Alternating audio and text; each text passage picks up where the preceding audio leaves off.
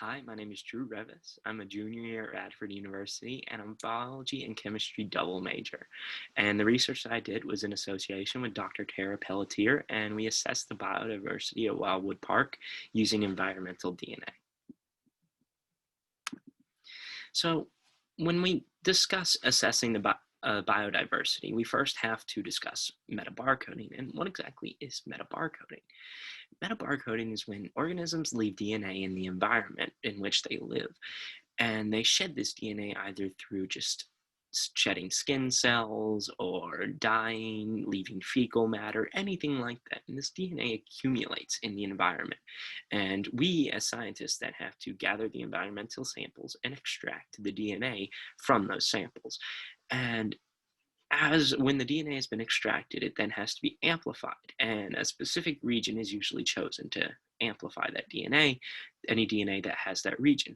We chose the mitochondrial gene, cytochrome oxidase 1, and that's just because it's a very common, well-known, and well-documented barcoding gene. And then the DNA has to be matched with any DNA sequences in a database that is registered to a certain species with that species name. And that's the bioinformatic processing aspect of metabarcoding, which is on this little infograph here to the bottom. And so the samples that were collected for us were actually collected by Biology 131 class, which was taught by Jamie Lau, and that's an ecology class here at Radford University. And they sampled at Wildwood Park, which that's this map right here to the right, and that's a local park right next to campus.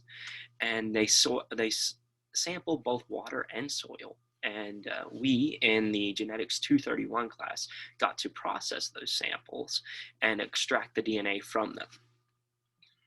Of course, unfortunately, this was cut short by COVID last spring semester. So I stayed on in this fall semester to finish up this research. So last semester, we started out by performing the polymerase chain reaction, better known as PCR, which amplified the DNA of the gene, but the specific gene that we chose was this one here down on the right, which is the mitochondrial gene, cytochrome oxidase 1. And that's just because you can see right there, it's very easy to detect and it's very easy to amplify. Now, after we amplified any DNA that had this gene region, we performed gel electrophoresis on it to determine if we had a pure product or not. And then we cleaned up the PCR and removed the buffers and all sorts of stuff like that. And then we quantified the PCR to make sure that we had DNA in there that we wanted to be sequenced. And then we sent the DNA off to be sequenced by Mr. DNA, which is a third-party company. Now, we then had to analyze the data that we got back from Mr. DNA. And this total reads here, we had almost 2 million total reads, which each one of those reads is a string of DNA's bases, like A's, G's, T's, and C's in a specific order. And each one of those is a unique order. Now, we had to process this data in the best way that we could.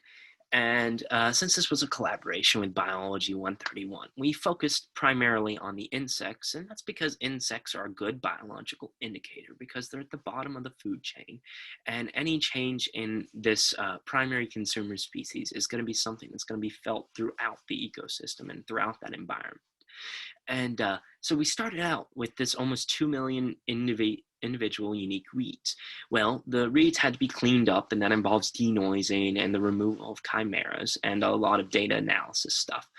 And so they're cleaned up. And then after cleaning up, the sequences were matched, and whichever one matched another one, they both counted as only one sequence. And so at this point, we had 320,000 unique reads. And each one of those reads was then grouped within a 97% similarity range, which then was classified as an operational taxonomic unit. Well, better known as an OTU. Now, an OTU it's saying that these organisms are very similar, basically species, but we're not going to call them species yet. And after collapsing the unique sequences down to OTUs, we had over 1,000 species basically in the DNA that we had sampled. So after we created these OTUs, this is an informatic diagram here that explains how the OTUs work. If we have 4 sequences that are all similar except for maybe 1 or 2 reads within that 97% similarity range, we can collapse them in on each other and call that one OTU, or one mock species. And so we take these OTUs and we know what their genetic code is, right? And we can compare that to already known species in genetic databases, which is this BLAST here. BLAST is a very common, well-used genetic database. And we can ID species by comparing the sequence reads of our OTUs to already known OTUs. And so the kind of results that we got were the average homology when we compared the, our reads to the genetic database was around 78.56%. So if you're in the 100 range of percent homology, then you're saying that that's the exact same species. If you're in that 97 to 100% range, and as the further you get up the tree, so if you're starting at domain and then going kingdom, you're going to get more specific. But if you go the other way, you're going to get less specific and less broad. So the lower the percentage was, the less we could classify these organisms, whereas the higher the percentage, the more we could say that they were the same species. And so with a minimum percent homology of 70% and that maximum percent was 100% homology. So that 100 right there says that we know for a fact that that species was whatever it matched to. But this overall average staying, at the 78% range indicates that the biodiversity in southwestern Virginia is just not well documented enough in these databases. And we hope to improve that in the future. And so when we looked at just the animal OTUs, which are metazoans, that's the group they belong to. And so all the animal OTUs, we had over 437 of those. But insects made up 174 of those animal OTUs. So this graph here to the left is just showing the animals, operational taxonomic units. So we had 437 of those. And as you can see, there's no major pattern between upstream and downstream. The sites it's varied throughout each site, and there's no major pattern between the water and the soil, which the blue dots here representing the water sampling locations, and the brown dots represent the soil sampling locations. And so when we look at how many families we had in each order in the soil and in the water, the results are kind of interesting. As you can see, we have a lot of Coleoptera, which are your beetles, which makes sense. So that's pretty common in wooded areas in this area of southwestern Virginia. We have a lot of Diptera, which are your flies, and a lot of Lepidoptera, which are your butterflies and your moths, which makes sense. Those are species that are very common to this area.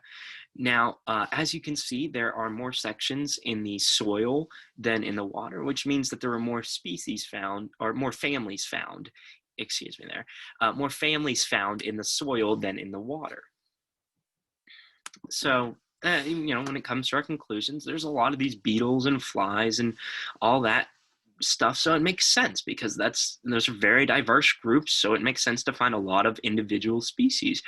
And there's slightly more diversity picked up in the soil and the water. And when we think about it as, scientists, that makes sense because the DNA in the water is going to be swept downstream, or it's going to be degraded by UV light, or it's just going to be dispersed a lot quicker in the water than sitting there in the soil, and it won't accumulate as much. So all in all, there's a lot of biodiversity at Wildwood Park, but it's not well documented.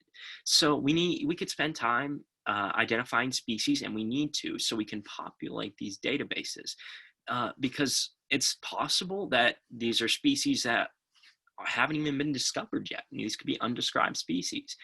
And this data is going to serve as a baseline measurement for us because we intend to monitor the diversity in Wildwood Park long term. And we hope in the future to incorporate environmental and chemical variables and associate their measure with diversity in collaboration with Dr. Lau, again, who teaches ecology here at Radford University, and Dr. Stefaniak, who teaches analytical chemistry here at Radford University. And we hope to further lighten the subject.